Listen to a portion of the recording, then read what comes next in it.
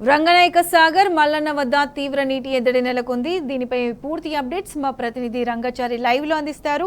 రంగచారి,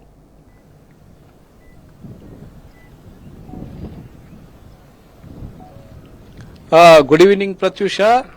రాష్ట్ర ప్రభుత్వ నిర్లక్ష్యం ఫలితంగా తెలంగాణ వ్యాప్తంగా కాళేశ్వరం ప్రాజెక్టుకి అనుసంధానంగా నిర్మించినటువంటి ప్రాజెక్టులన్నీ కూడా వెలవెలబోతున్నటువంటి పరిస్థితి ఇవాళ కనిపిస్తూ ఉన్నది. ముఖ్యంగా సిద్దిపేట జిల్లాలో కాళేశ్వరం ప్రాజెక్టుకు అనుసంధానంగా నిర్మించినటువంటి రంగనాయక సాగరు, అట్లాగే మల్లన్న సాగరు, కొండపోచమ్మ సాగరు ఇవన్నీ కూడా డెడ్ స్టోరేజీ వరకు చేరినటువంటి పరిస్థితి ఉంది.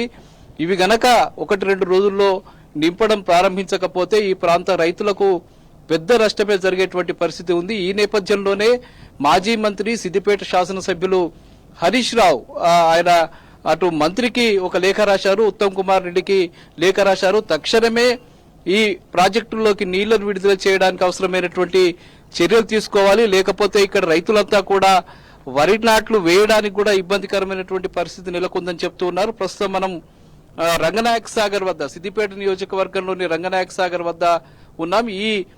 ఈ ప్రాజెక్టు రిజర్వాయర్ ప్రధానంగా 3 టీఎంసీల నీటి సామర్థ్యం కలిగినటువంటి ప్రాజెక్టు ఇది. రిజర్వాయర్ ఇది. ఇందులో ప్రస్తుతం కేవలం 0.175 నీళ్లు మాత్రమే ఇక్కడ ఉన్నట్టుగా అధికారులు ఇస్తున్నటువంటి లెక్కల ప్రకారం తెలుస్తుంది. అంటే దాదాపు డెడ్ స్టోరేజీలో ఇప్పుడు ఈ ప్రాజెక్టు ఉంది. ఇక్కడ నుంచి ఈ నీళ్లను విడుదల చేస్తే పూర్తిగా ఎండిపోయేటువంటి పరిస్థితి విజువల్స్ లో మనకు కనిపిస్తూ ఉన్నాయి.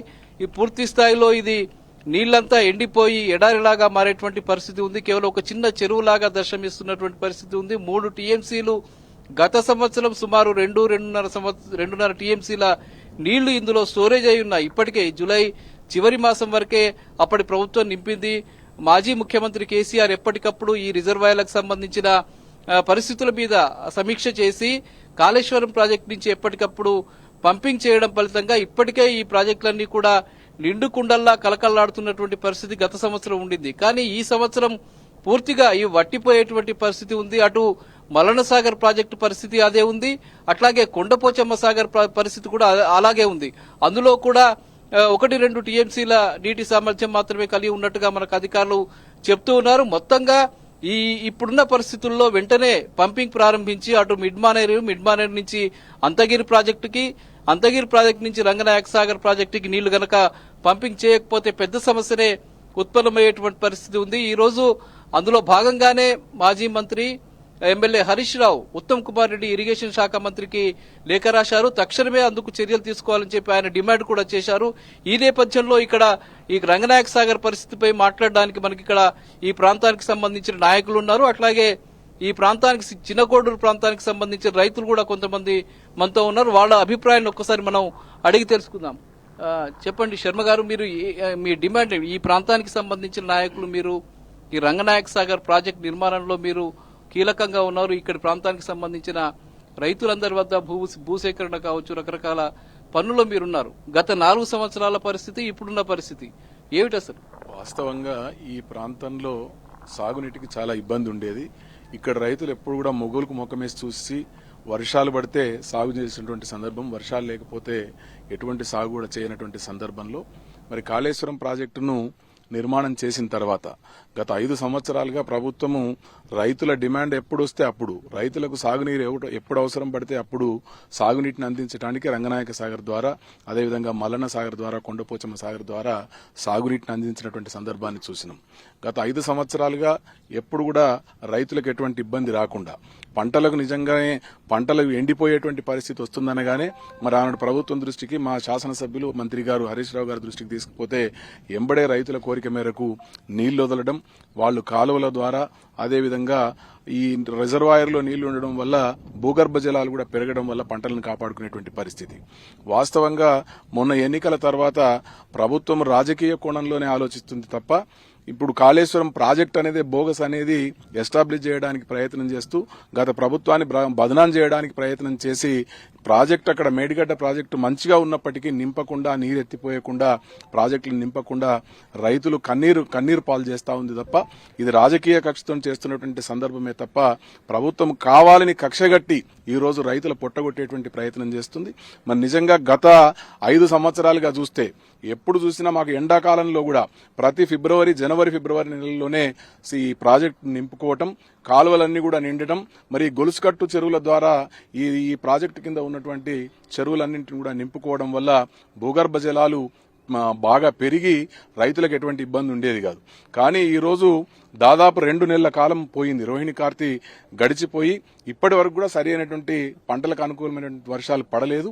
మరి దానికి రైతులు ఇంకా మరి నాటేసుకుందామని చెప్తే ఇప్పటికి కూడా పొలాలు దున్నుకోవడానికి సరిపడేటువంటి నీళ్లు కూడా రానటువంటి సందర్భం. గతంలో అయితే మరి కాలువల ద్వారా నీళ్లు రాగానే రైతులు ఏదో ఒక రకంగా పొలాలు నాటేసుకుని ఈ పాటికి ఆనందంగా ఉండేటువంటి సందర్భం. మరి ప్రస్తుతం అయితే చాలా ఇబ్బందులు ఎదుర్కొంటా ఉన్నారు. ప్రాజెక్టుల నీళ్లు వస్తే నాటేసుకుంటాం, మాకున్నటువంటి ఇక్కడ పండించేటువంటి పంటలను సాగు చేసుకుంటామని చెప్పి రైతులు ఎదురు చూస్తా ఉన్నారు. కానీ ప్రభుత్వము ఎంతసేపటికి మరి కక్షపూరితమైనటువంటి ధోరణితోనే రాజకీయ కోణంలో తప్ప రైతుల శ్రేయస్సు కోసం పనిచేస్తున్నటువంటి సందర్భం లేదు. కాబట్టి మరి నిన్ననే మా మాజీ మంత్రి సిద్దిపేట శాసనసభ్యులు హరీష్ రావు గారు రాష్ట్ర ఇరిగేషన్ మంత్రి గారికి కూడా లేఖ రాయడం జరిగింది. మరి ఇప్పుడైనా వారు స్పందించి, గతంలో ఒకసారి కూడా రైతులకు ఇటువంటి ఇబ్బంది వస్తే మరి ఆనాడు ఉత్తమ్ కుమార్ రెడ్డి గారిని కోరితే అప్పుడు ఒకసారి 1 TMC నీళ్లను వదలడం జరిగింది. అప్పుడు కొండా సురేఖ గారు వచ్చి మరి నిజంగా కూడా మరి ఈ జిల్లా ఇన్ఛార్జ్ మంత్రిగా ఈ జిల్లా నుంచి ప్రాతినిధ్యం వహిస్తున్నటువంటి మంత్రులు కూడా చొరవ తీసుకుని వెంటనే రంగనాయక సాగర్ను, అదేవిధంగా కొండపోచమ్మ సాగర్, మల్లన్న సాగర్ను కూడా నింపి రైతులను ఆదుకోవాలని చెప్పి ఈ ప్రాంతవాసిగా నేను డిమాండ్ చేస్తా ఉన్నా. చెప్పండి శ్రీనివాస్ గారు, మీరు ఈ ప్రాంతం ముఖ్యంగా చిన్నకోడూరు మండల ఈ నీళ్లు లేకపోవడంలో ఉన్న పరిస్థితి ఏమిటి? ఇది గత ప్రభుత్వం ఉన్నప్పుడు వరుసగా 4-5 సంవత్సరాలు టైం టు టైం రైతులకు సమయానికి అందినాయి నీళ్లు. మరి ఎక్కడి నుంచో ఎంతో వ్యయ ప్రయాసాలకు వచ్చి మాజీ మంత్రి గారు ఇది కట్టించినప్పటి నుంచి మరి ఏ లోటు లేకుండా ఈ ప్రాంత రైతులకు మరి ఎప్పటికప్పుడు నీళ్లు వచ్చేటి. కానీ ఈసారి మాత్రం మరి రాజకీయ కోణంలో చూస్తున్నారు వీళ్ళు. మరి దయచేసి రాజకీయాలు పక్కన పెట్టి ఈ ప్రాంత రైతుల ప్రయోజనాలు మరి ముఖ్యం. మరి దీని కింద చాలా కొన్ని వేల ఎకరాల మరి పంట ఈ రోజున మనం మరి పండించేటువంటి అవకాశం ఉన్నప్పటికీ మరి రైతులు మరి సరైనటువంటి భూగర్భ జలాలు లేక మరి పంటలు ఎండిపోయే పరిస్థితి వస్తుందనేటువంటి ఉద్దేశంతో మరి 5 ఎకరాలు ఉన్నోళ్ళు 2 ఎకరాలు 3 ఎకరాలు ఈసారి నాటేసుకుంటా ఉన్నారు. ఇంకా కొంతమంది అయితే అసలు 2 ఎకరాలు ఎకరం ఉన్నోళ్ళు మరి బీడే ఉంచుకోవడం జరుగుతూ ఉన్నది. మరి ఈ పరిస్థితి ఎందుకు వచ్చిందంటే ఈ ప్రాజెక్టు మీద ఆధారపడి ఇన్ని రోజులు 4-5 ఏళ్ల నుంచి వెళ్ళి మరి పండించుకున్న పంటతో దిగుబడి పెరిగింది, రైతులు ఆర్థికంగా బలపడ్డారు. మరి ఆ సమయంలో కరెంటు మంచిగా వచ్చింది సమయానికి, అదేవిధంగా నీళ్లు అందినాయి.